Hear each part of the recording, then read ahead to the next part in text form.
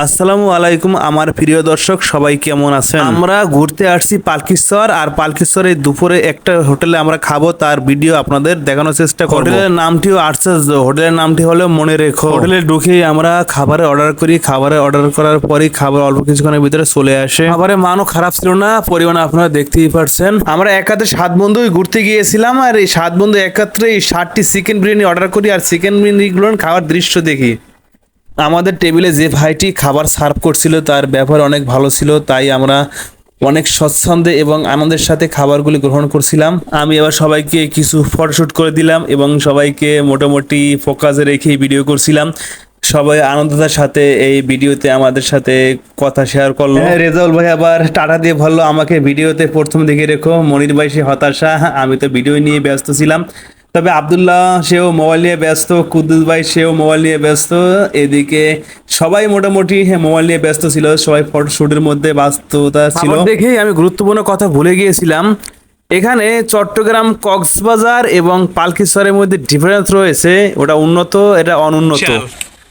Made in Sylhet, made in Khulna, made in Rangpur, made in Rajshahi,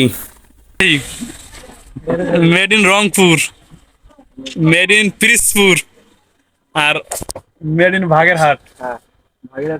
এটা করলে এইটা তো আমার কাছে ভাই সাদের হাটটা যদি বলতেন দর্শক জানতো। মনে রাখার রেস্টুরেন্টে ঢুকছেন, রেস্টুরেন্টে মনে রাখার রেস্টুরেন্ট। চিকেন বিরিয়ানি।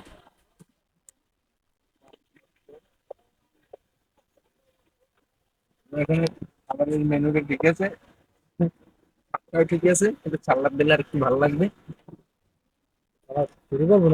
না তুই আর সামনে তুই বই তো সালাদ টালাদ নাই কিছু।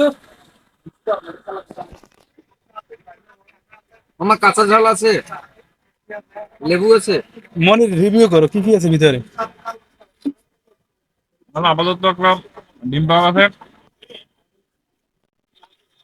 আর একটা চিকেন ফ্রাই আছে।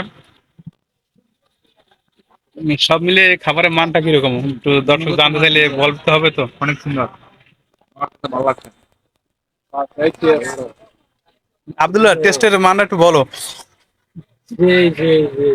সেই স্বাদ ডিম তো সেই ডিম, মনে হচ্ছে ভাই সবাই ভাগ করে দিচ্ছে, আমি কি বাদ পড়ে গেলাম নাই?